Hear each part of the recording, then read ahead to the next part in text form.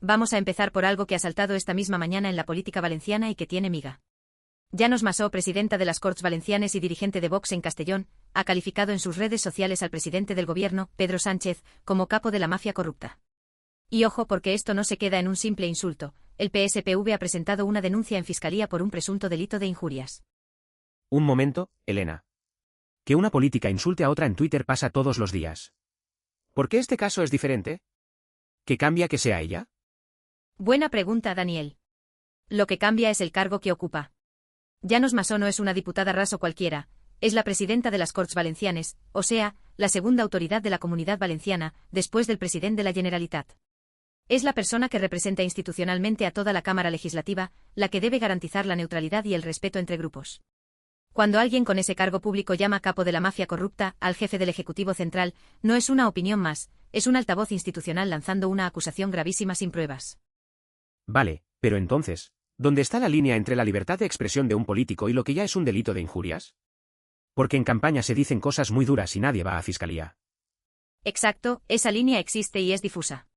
En España, el delito de injurias está tipificado en el Código Penal, y la jurisprudencia del Tribunal Constitucional dice que las opiniones políticas, incluso las duras, están amparadas por la libertad de expresión. Pero hay un límite, cuando se imputa a una persona un hecho concreto y falso que atenta contra su honor, y además se hace con conocimiento de que es falso o con desprecio a la verdad. Llamar capo de la mafia corrupta a alguien no es una opinión sobre su gestión, es afirmar que dirige una organización criminal. Eso es un hecho objetivo, no una valoración, y por eso los socialistas entienden que hay delito. Entonces, ¿qué puede pasar ahora? ¿La Fiscalía tiene que admitir la denuncia sí o sí? No, no es automático. La Fiscalía recibirá la denuncia, la estudiará y decidirá si hay indicios suficientes para abrir diligencias. En paralelo, el PSPV también podría personarse como acusación particular. Pero hay un matiz importante, el presidente del gobierno es una autoridad, y en estos casos, las injurias a altos cargos pueden tener un tratamiento especial. Aunque la reforma de 2015 eliminó el delito específico de injurias a la corona y a altos organismos, dejándolo en el tipo genérico.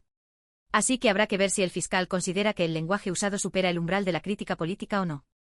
Y de fondo, ¿qué lectura política le sacas tú a que precisamente la presidenta de las Corts haga esto?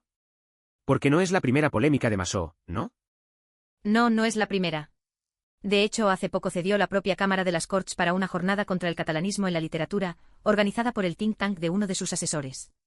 Eso ya generó críticas porque institucionalmente, la Cámara debería ser un espacio neutral, no una plataforma para actos partidistas. Con esto lo que vemos es un patrón, usar el cargo para marcar perfil político, incluso a costa de la imagen de la institución. Y eso es lo que denuncian los socialistas, que la segunda autoridad valenciana convierta su cuenta oficial o su posición en un arma arrojadiza contra el gobierno central. Veremos si la justicia lo considera delito o simplemente mala praxis política.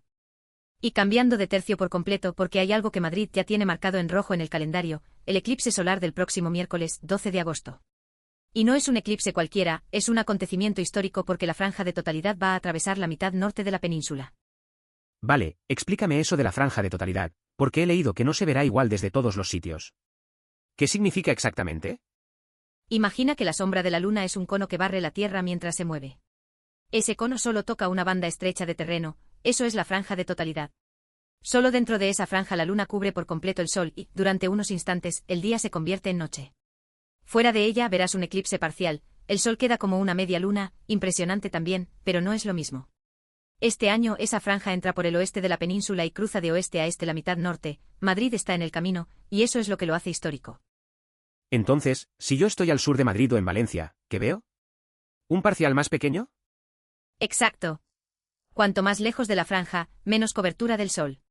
Por eso han publicado mapas municipio a municipio con el recorrido y la visibilidad minuto a minuto, porque la diferencia entre un pueblo y el vecino puede ser brutal. Uno está dentro de la totalidad y ve la noche en pleno día, y el otro, a 20 kilómetros, solo ve un parcial del 90%.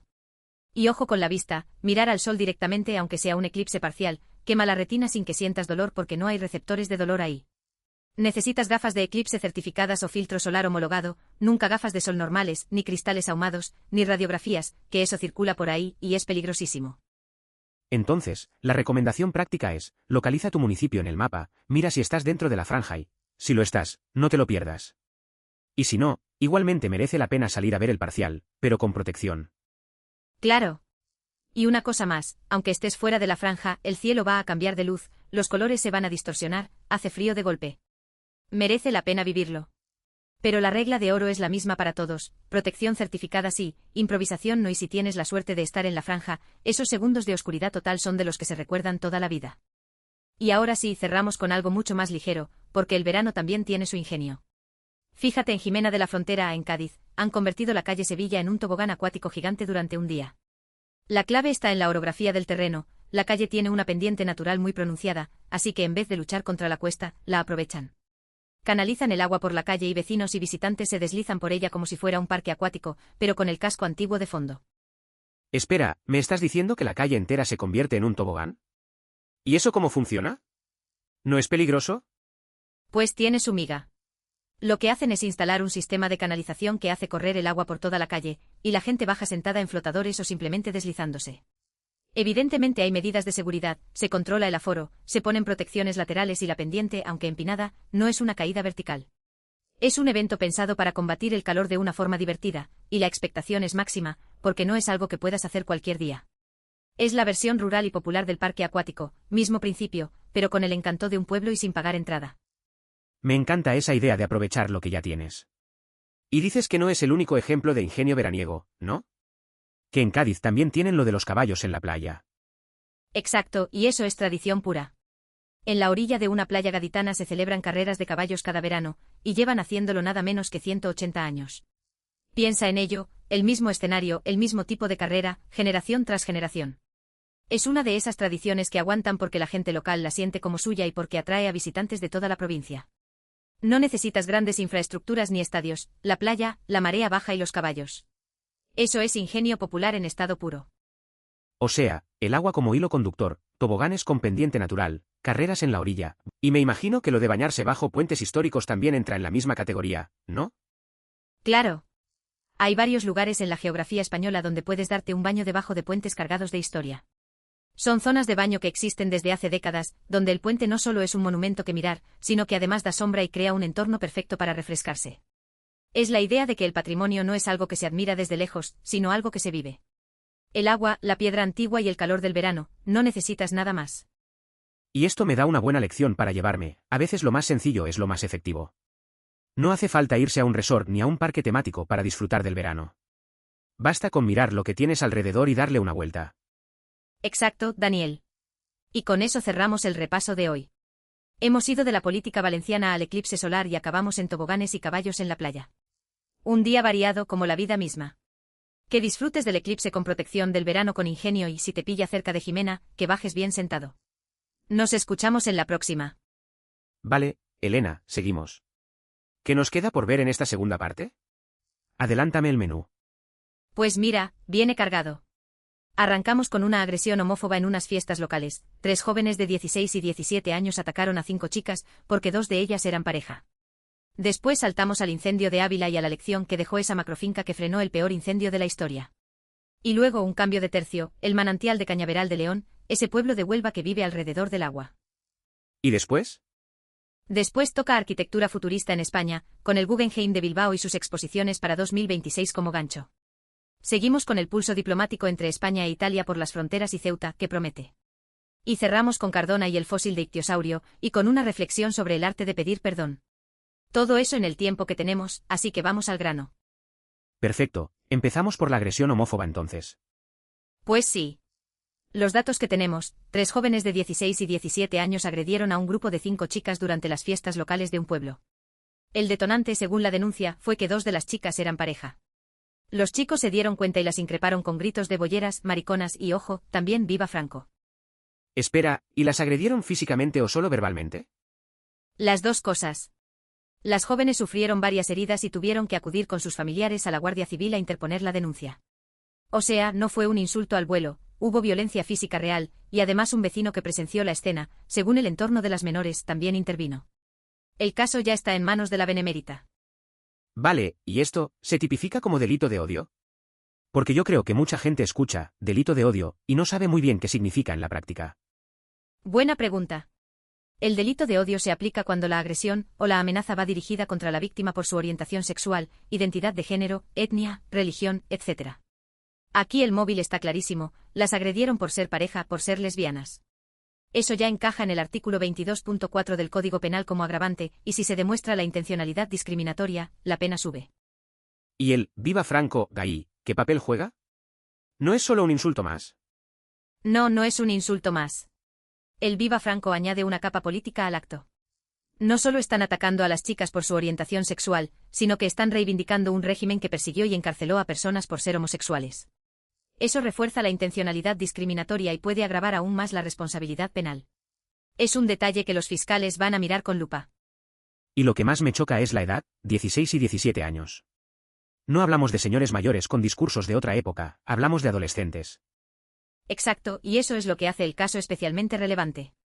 Demuestra que la violencia LGBTQ y no es un fenómeno residual ni exclusivo de grandes ciudades o de generaciones mayores. Está pasando también entre adolescentes en fiestas de pueblo, delante de todo el mundo. La agresión no ocurrió en un callejón oscuro, fue un acto público con testigos, y aún así se atrevieron. Eso habla de una normalización del odio que debería preocuparnos como sociedad. Claro, porque si ni en un entorno festivo y público se sienten seguras dos chicas por darse la mano, el problema es estructural. Justo. Y por eso la denuncia es tan importante, no solo busca reparación para las víctimas, también manda un mensaje de que esto no se va a tolerar. Pasemos al incendio de Ávila, que tiene otra lección que contar. Vale, el incendio de Ávila. Primero lo básico, ¿qué sabemos de cómo empezó? Pues los primeros indicios apuntan a que fue un accidente relacionado con un vehículo. No hablamos de un pirómano ni de una negligencia deliberada, sino de algo que probablemente se desencadenó de forma fortuita, quizá por el calor del motor o una chispa en terreno seco. La clave es que el origen no cambia el drama, este es el peor incendio de la historia de la zona. ¿Y ahora mismo, en qué punto está la extinción? Esta mañana el trabajo se centra en el control y consolidación del perímetro. El problema es que no está delimitado del todo, e incluye zonas rocosas de difícil acceso, donde las cuadrillas no pueden entrar con facilidad. Por eso se han desplegado medios aéreos, para localizar y eliminar puntos calientes y evitar reproducciones. Y el viento no ayuda con rachas de entre 20 y 25 km por hora que pueden reavivar cualquier brasa. Pero lo que ha llamado la atención de todo el mundo es esa macrofinca que frenó el avance del fuego. ¿Qué pasó allí? Ahí está la lección. Esa finca de Ávila actuó como un cortafuegos natural en medio de la catástrofe. Mientras el incendio arrasaba hectáreas a su alrededor, la finca frenó su avance. ¿Por qué? Porque estaba gestionada, pastos controlados, zonas despejadas, infraestructura de caminos que los equipos de extinción pudieron usar como líneas de defensa. No fue suerte, fue planificación del territorio. O sea, que el paisaje no es solo naturaleza, es también gestión. Si nadie trabaja el monte, el fuego corre más libre. Exacto. Y esto es justo lo que los expertos llevan años repitiendo, la prevención no es solo prohibir barbacoas, es mantener el territorio con usos que lo hagan resistente al fuego. Ganadería extensiva, limpieza de matorral, mosaicos de cultivo. Todo eso ralentiza el avance de las llamas. La frase que se ha repetido estos días es que tiene que servir de lección. Porque si no aprendemos de lo que frenó este incendio, el próximo verano volveremos a lo mismo. Entonces, cuando hablamos de reconstruir tras un incendio, deberíamos pensar también en rediseñar el territorio. ¿No solo en plantar árboles? Exactamente. Repoblar sin más puede repetir el error, un bosque denso y continuo es combustible perfecto. La gestión sostenible del territorio con usos humanos que mantengan cortafuegos vivos es la única estrategia a largo plazo. Y ojalá que este incendio con esa finca como ejemplo sirva para que las administraciones se lo tomen en serio. De un incendio a un manantial. Cambiamos de tercio por completo, Cañaveral de León, ese pueblo de Huelva que mencionabas al principio. ¿Qué tiene de especial? Pues que allí el agua no es un decorado, es el corazón del pueblo. Hablamos de Cañaveral de León, unos 400 habitantes, y de Fuente Redonda, un manantial de origen árabe que brota directamente en las calles principales. O sea, no tienes que irte al campo a buscar el agua te sale al paso en pleno casco urbano. ¿Y esa fuente es lo que parece una piscina en las fotos? Porque he visto imágenes y parece un baño público. Exacto, y ahí está la trampa visual. Lo que a simple vista parece una piscina convencional es en realidad una alberca histórica, con siglos de historia a sus espaldas. El agua de manantial no solo riega las huertas, sino que en verano se convierte en el epicentro de la vida social del pueblo. Los vecinos van a refrescarse, a charlar, a pasar la tarde. Es su plaza mayor, pero con agua. Eso es curioso porque en un pueblo tan pequeño, el agua actúa como punto de encuentro. Y el entorno natural acompaña, ¿no? ¿Y de qué manera? Cañaveral está dentro de un parque natural que alberga hasta 15 lagunas unidas por arroyos, torrentes y cascadas de aguas turquesas. Y luego están los campos de mimbre rojizos, inmensos, que dan una imagen casi de otro planeta. Pero lo importante es la idea de fondo: en un contexto de despoblación rural, el agua vertebra la identidad del pueblo. No es solo un recurso, es lo que mantiene viva a la comunidad. O sea, que el agua es lo que hace que la gente se quede y que el pueblo tenga sentido. Me gusta esa idea de que el patrimonio hídrico puede ser también una herramienta contra la despoblación. Justo. Y es un ejemplo de que no hace falta un gran monumento para tener un tesoro. A veces basta con una fuente que brota en mitad de la calle. Pasemos al siguiente tema, que también va de dar personalidad a los sitios, pero con hormigón y cristal. Y de ahí pasamos a algo muy distinto, la arquitectura futurista en España. Siempre hablamos de nuestro patrimonio románico o barroco, pero también tenemos edificios que parecen sacados de una película de ciencia ficción, ¿no? Totalmente.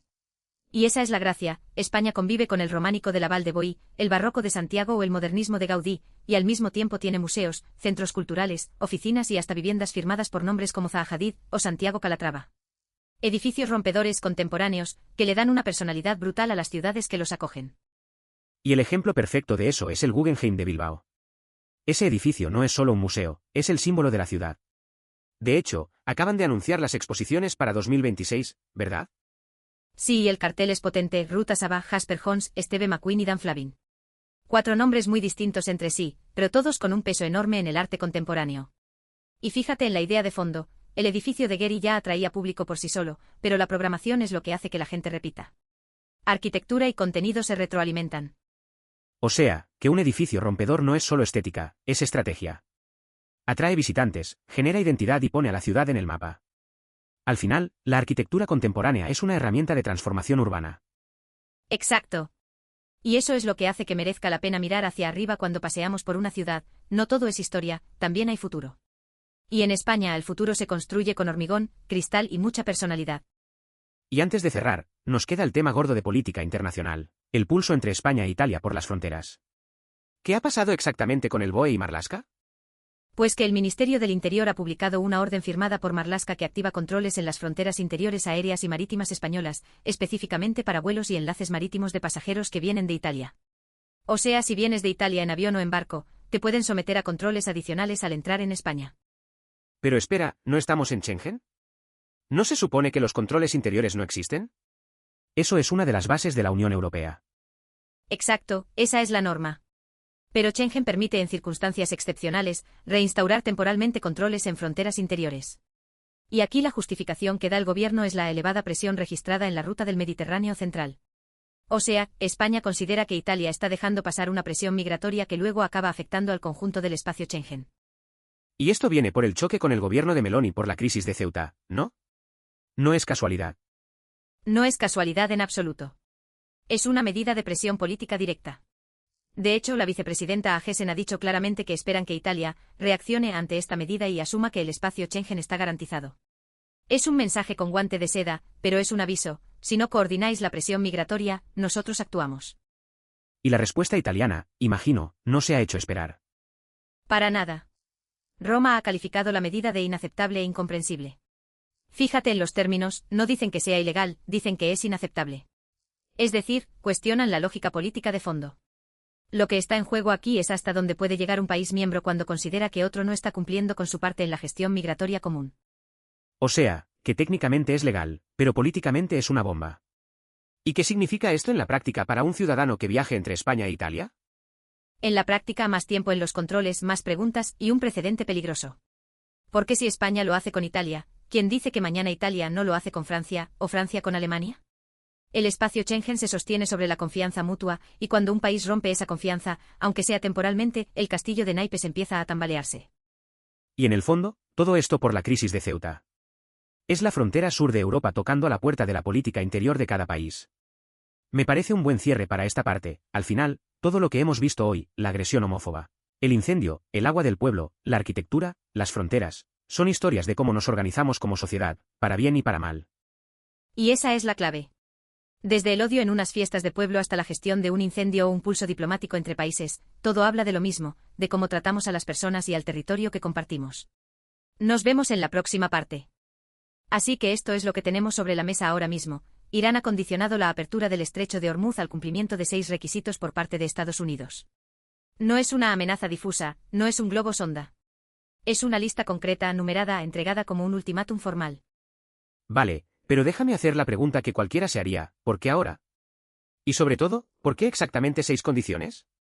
Quiero decir, podría haber dicho 3 o 10. El número tiene algo de deliberado, ¿no? Exacto, no es casual. Cuando un régimen entrega una lista numerada de condiciones, lo que está haciendo es enviar 2 mensajes a la vez. Primero, que tiene un plan, que no está improvisando. Segundo, que hay un punto de partida para negociar. 6 es un número manejable, suficiente para que cada condición toque una herida concreta del régimen, pero no tan largo que parezca inalcanzable. Y el ahora es clave. Irán ha esperado a tener el máximo apalancamiento posible. Con la presión sobre el estrecho ya activa, con el mercado energético nervioso, es el momento en que su posición negociadora está en el punto más alto. O sea, no es que Irán esté reaccionando a algo que pasó ayer. Es que han elegido este momento porque saben que la ventana de oportunidad juega a su favor. Precisamente. Esto no es una respuesta impulsiva, es una jugada calculada en un tablero que llevan meses moviendo. Y el hecho de que hayan puesto las condiciones por escrito con esa estructura, convierte la crisis en algo distinto. Ya no es solo un pulso militar, es una negociación con un marco definido. Y eso, para bien o para mal, cambia las reglas del juego. Pero para entender por qué estos 6 requisitos pesan tanto, primero tenemos que entender por qué el estrecho de Hormuz es, literalmente, la llave del tablero energético mundial. Y no es una metáfora, por ahí pasa aproximadamente 1/5 parte del petróleo que se consume en el planeta cada día. Estamos hablando de unos 20 millones de barriles diarios, más o menos. ¿1/5 parte? Eso es enorme. Y no solo petróleo, ¿verdad? También he leído algo sobre gas licuado. Exacto, gas natural licuado también. De hecho, por Hormuz transita casi 1/4 parte del GNL que se comercia globalmente. Y aquí viene el detalle que mucha gente pasa por alto: los grandes exportadores de ese gas son Qatar y Emiratos Árabes Unidos, que comparten frontera marítima con Irán. O sea, Irán no necesita atacar a nadie para hacer daño. Solo necesita cerrar el grifo de una tubería por la que pasa el sustento energético de medio mundo. Entonces es como un embudo, ¿no? Todo el flujo energético de la región tiene que pasar por ese cuello estrecho. Si el embudo se atasca, se bloquea todo. Da igual si el petróleo es saudí, emiratí o catarí, si no pasa por Hormuz, no llega a ningún sitio. Exactamente, esa es la imagen perfecta. Y lo que hace esto tan poderoso para Irán es que la alternativa no es sencilla. Hay oleoductos que evitan el estrecho, sí, pero tienen capacidad limitada. Arabia Saudí tiene uno que llega al Mar Rojo, Emiratos tiene otro hacia el Golfo de Omán, pero entre los dos solo pueden mover una fracción de lo que normalmente pasa por Hormuz. Así que en la práctica cerrar ese embudo significa estrangular la oferta global de energía de una manera que ningún otro país del mundo puede hacer. Vale, entonces esto explica por qué Irán tiene poder real de negociación. No es que tengan un ejército capaz de ganar una guerra contra Estados Unidos, es que tienen la capacidad de hundir la economía global si quieren. Eso les da una posición que no se corresponde con su tamaño militar. Precisamente. Y ahí está la clave estratégica: Irán ha convertido su geografía en un arma de disuasión. No necesita ganar un conflicto militar, solo necesita que el mundo sepa que tiene el poder de hacer muchísimo daño.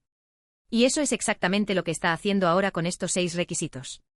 No está pidiendo favores, está negociando desde una posición en la que el coste de ignorarlos es altísimo para todos. O sea, que cuando Irán dice, abro el estrecho si se cumplen estas 6 condiciones, lo que está diciendo realmente es, yo controlo la llave, y vosotros decidís si queréis que la gire. Y con eso, la conversación cambia por completo. Vale, ya tengo claro por qué Hormuz les da tanto poder. Ahora quiero entrar en la lista en sí. ¿Cuáles son exactamente esos 6 requisitos? Porque hasta ahora solo sabemos que existen, pero no que piden. Los he agrupado en 3 bloques para que sea más fácil digerirlos. El primero es el bloque económico, ahí están 2 de los 6. El segundo es el bloque militar con otros 2. Y el tercero es el bloque político con los 2 restantes. En el económico lo primero que piden es el levantamiento efectivo de las sanciones al petróleo iraní. Y lo segundo, el desbloqueo de los activos congelados que Irán tiene en bancos extranjeros. Me quiero detener en el primero, porque veo que has dicho, levantamiento efectivo, y no simplemente, ¿levantamiento? ¿Por qué esa palabra? No bastaría con que Estados Unidos diga, sanciones levantadas.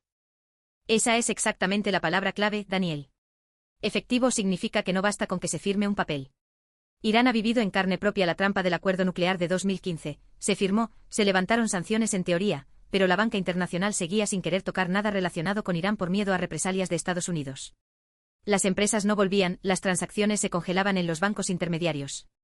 Al final, el levantamiento sobre papel no se tradujo en dinero real entrando al país. Así que ahora exigen que se demuestre en la práctica, que un petrolero iraní pueda vender crudo y cobrar sin que nadie lo bloquee. O sea, no piden una promesa, piden pruebas. Y eso explica también el segundo requisito del bloque económico, los activos congelados. Porque si tienes miles de millones retenidos en bancos de otros países, de nada sirve que te digan, ya puedes vender petróleo, si no puedes acceder al dinero que ya es tuyo. Exacto. Irán tiene una cantidad significativa de fondos congelados en bancos de Asia, sobre todo en China y Corea del Sur, de ventas de crudo anteriores que nunca pudieron cobrar. Ese dinero es oxígeno puro para una economía que lleva años asfixiada por la inflación y la devaluación de su moneda. Sin ese desbloqueo, cualquier acuerdo se queda cojo. Vale, entonces el bloque económico es pura supervivencia. Pasemos al bloque militar. ¿Qué piden ahí? El primero de ese bloque es garantías de seguridad para sus buques en el Golfo. O sea, que mientras se negocia la apertura del estrecho, Estados Unidos no va a interceptar o hostigar a los petroleros iraníes que naveguen por la zona. Y el segundo es más ambicioso, la reducción de la presencia militar estadounidense en la región, especialmente de los grupos de portaaviones y de las patrullas navales que operan en el Golfo. ¿Reducir la presencia militar? Eso suena a pedir algo que Estados Unidos jamás va a aceptar del todo. Quiero decir, su flota lleva décadas ahí. Tienes razón, es la exigencia más difícil de tragar para Washington. Pero fíjate en la lógica de Irán, si ellos van a abrir el estrecho, quieren garantías de que sus propios barcos no van a ser el blanco de una operación encubierta en mitad del tráfico marítimo.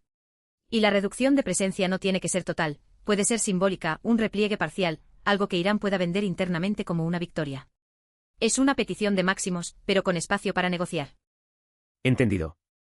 Y ahora el bloque político, que intuyo que es el más delicado. El más delicado y el más revelador. El primer requisito político es una garantía explícita de que Estados Unidos no buscará un cambio de régimen en Irán.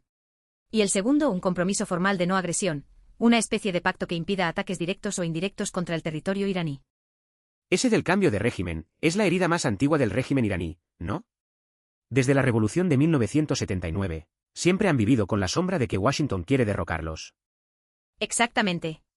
Y no es una paranoia sin fundamento. Ha habido intentos reales, operaciones encubiertas, apoyos a grupos de oposición, y la propia retórica de distintos gobiernos estadounidenses hablando de promover la democracia en Irán.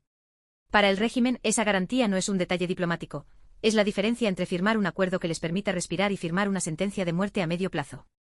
Si no tienen esa seguridad, cualquier concesión que hagan ahora les puede costar el poder mañana.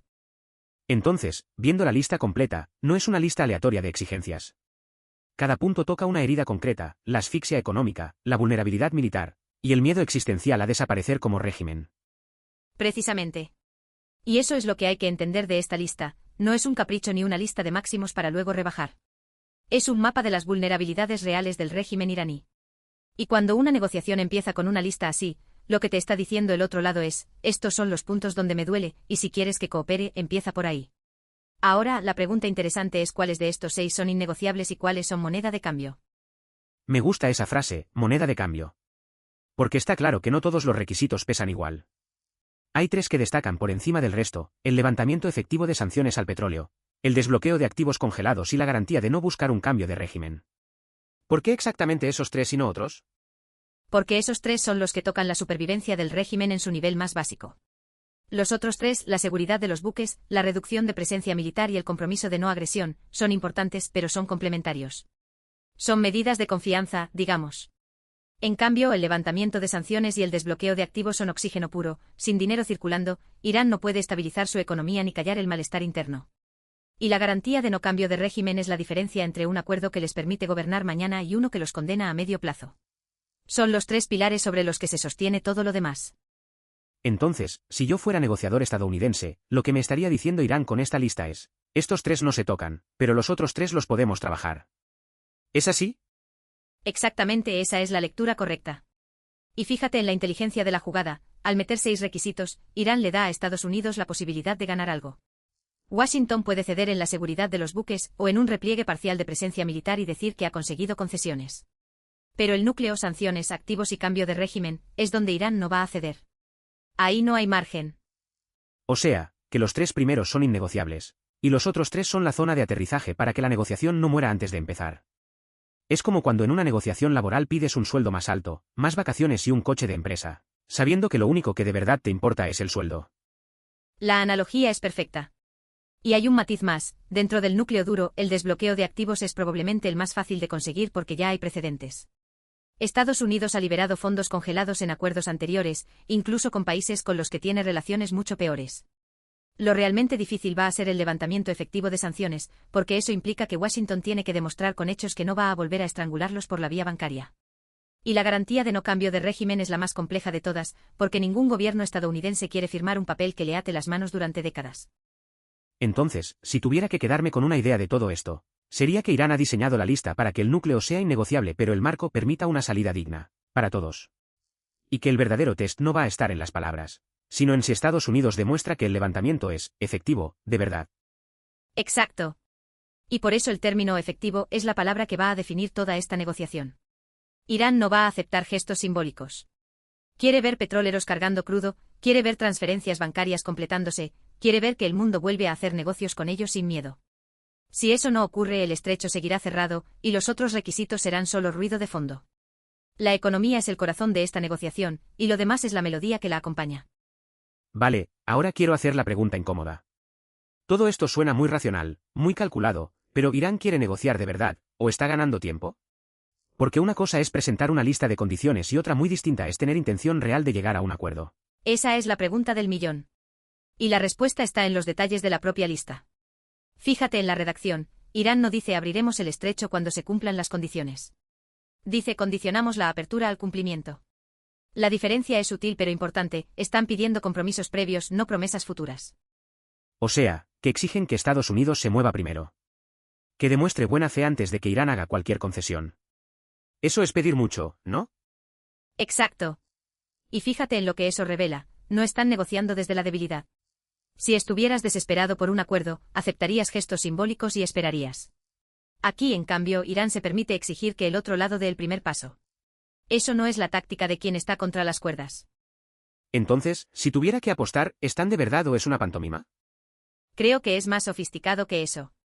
Es como una partida de ajedrez, cada movimiento busca mejorar la posición, no necesariamente ganar la partida en una sola jugada.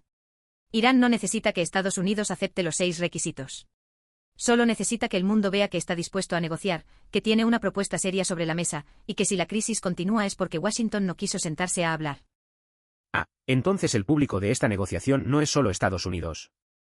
Es la comunidad internacional, los mercados, los países importadores de petróleo. Irán está actuando para las gradas. Exactamente.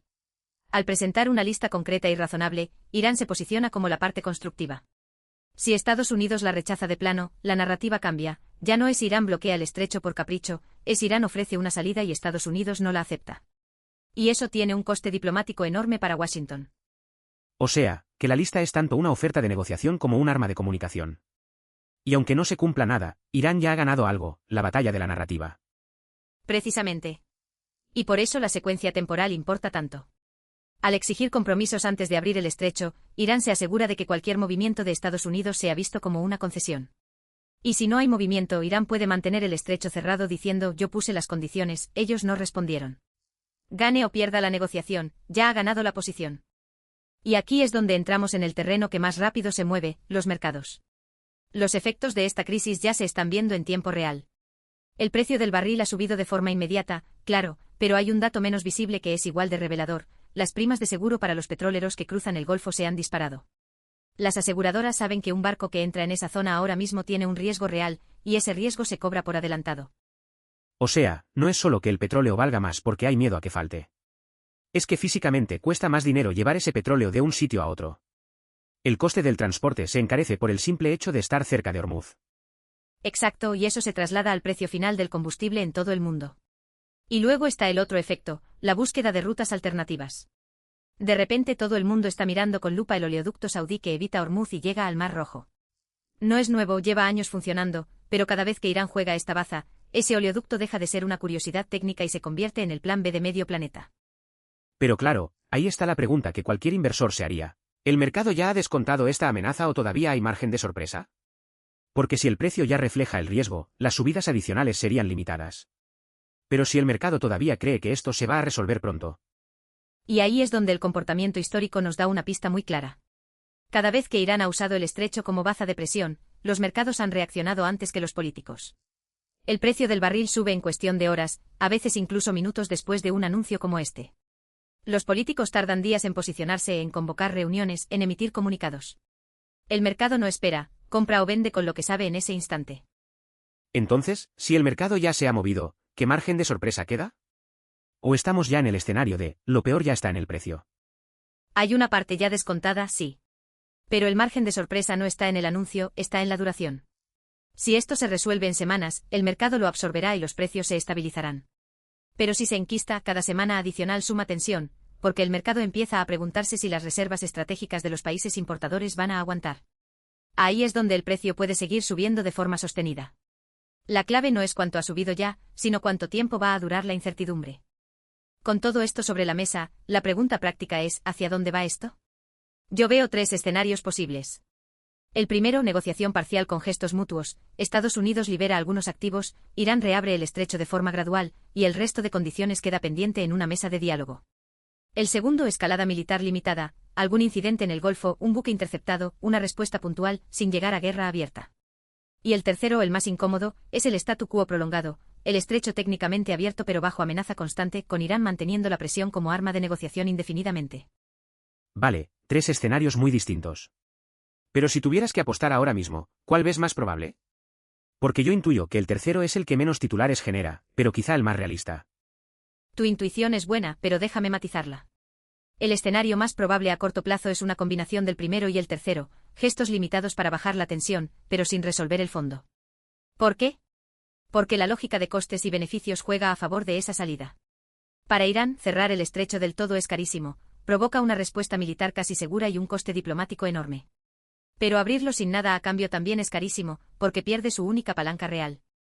Así que lo racional es mantener la amenaza viva mientras cede lo justo para que la comunidad internacional no se le eche encima. O sea, que Irán no quiere un cierre total ni una apertura total. Quiere mantener la ambigüedad. ¿Y Estados Unidos? ¿Por qué aceptaría ese juego? Porque para Washington, una escalada militar en el Golfo es un escenario de pesadilla. Significa arriesgar el suministro energético mundial, meter a toda la región en un conflicto y darle a Irán exactamente la narrativa que quiere, la del país agredido que se defiende. El coste político interno sería altísimo, sobre todo si el precio del combustible se dispara en época de elecciones.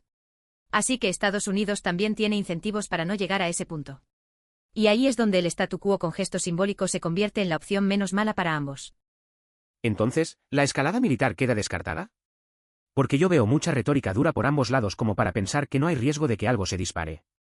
No descartada, pero sí como escenario de menor probabilidad mientras los dos lados tengan algo que perder.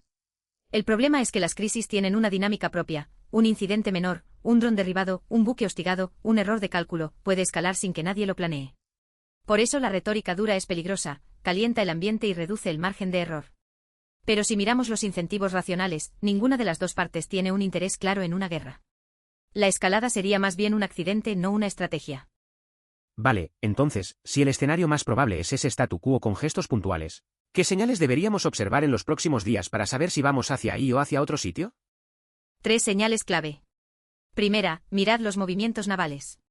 Si Estados Unidos empieza a retirar algún portaaviones de la zona, es señal de que hay espacio para la negociación.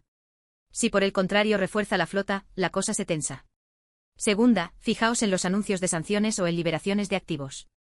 Cualquier movimiento de ese tipo, aunque sea pequeño, indica que Washington está probando el terreno. Y tercera, escuchad el lenguaje. Si Irán empieza a hablar de buena voluntad o pasos previos, es que quiere mantener la puerta abierta. Si se endurece con acusaciones directas, prepárate para semanas de incertidumbre.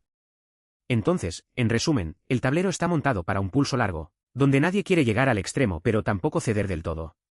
Y la verdadera partida se juega en los gestos, no en los titulares. Exacto. Y eso es lo que hace esta crisis distinta, no es una guerra inminente, es una negociación de desgaste. Irán sabe que el tiempo juega a su favor mientras el mercado siga nervioso, y Estados Unidos sabe que cualquier movimiento en falso le cuesta caro en los mercados y en la opinión pública.